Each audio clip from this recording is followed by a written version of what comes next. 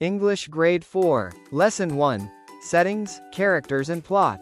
Elements of the story.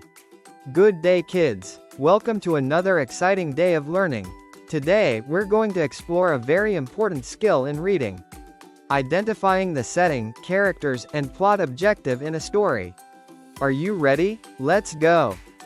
Identifying the setting, characters, and plot objective, Grade 4. Have you ever watched or read a story like Cinderella? Can you remember where it happened? Who were in the story? And what was Cinderella trying to do? Yes, that's what we call the setting, the characters, and the plot objective. Let's learn these three story elements one by one. Setting. The setting is when and where the story happens. Is it in a forest? A school? During daytime or nighttime? Characters. These are the people, animals, or creatures in the story. They can be the hero, the villain, or even talking animals. Plot objective. This is what the main character wants to do or achieve. It could be finding treasure, saving a friend, or solving a mystery. Anna and the Lost Puppy. Anna was walking home from school when she heard a soft whimper. She followed the sound and found a small puppy hiding behind a tree. Anna decided to find its owner before it got dark. Let's answer together. What is the setting? The setting is on the way home, daytime. Who are the characters? The characters are Anna, the puppy. What is Anna's plot objective? The plot is Anna wants to find the puppy's owner. Let's check what you've learned. I will show you a short story, and you will identify the setting, characters, and plot objective. The Legend of the Dipper. There was once a little girl who had a dear mother, and they lived, quite alone, in a little house in the woods. They were always very happy, but one day the mother grew so ill that it seemed as if she could never be strong and well again. "I must have a drink of clear, cold water," she cried, as she lay in bed, so weak and suffering from thirst. It was a dark night, and there was no one near to ask for water, so the little girl took her tin dipper and started out alone to the spring to bring her mother a drink. She went a long way through the woods, and she ran so that she grew very tired, being such a tiny girl, but she filled her tin dipper at the spring and started home. Sometimes the water spilled, because it was not easy to carry, and sometimes the little girl stumbled over the stones in the dark road. All at once she felt a warm touch upon her hand, and she stopped.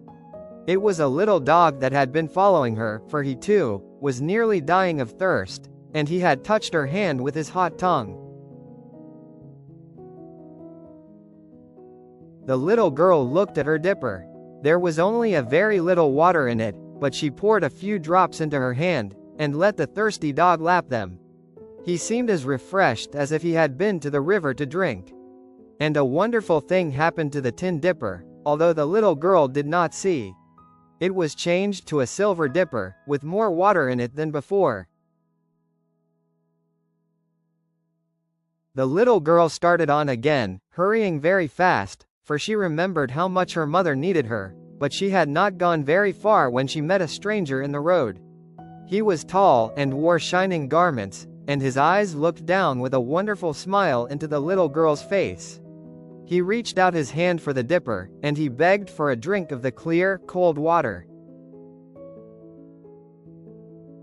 Now, the little girl thought how her mother had told her that she should be always kind to a stranger, so she held the water up to his lips.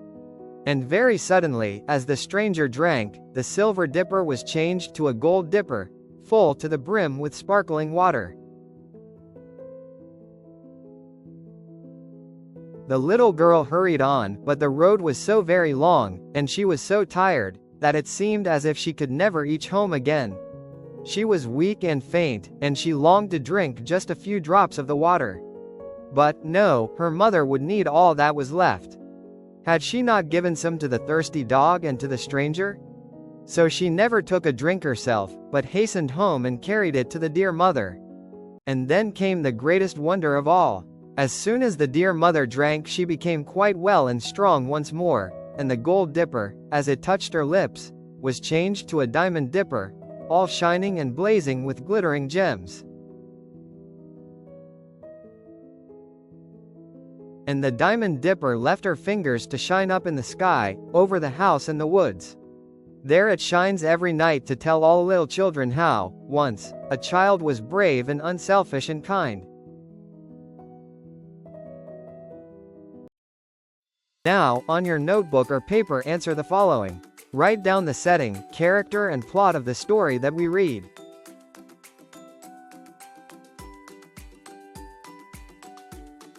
Thank you for watching. Keep reading and keep learning.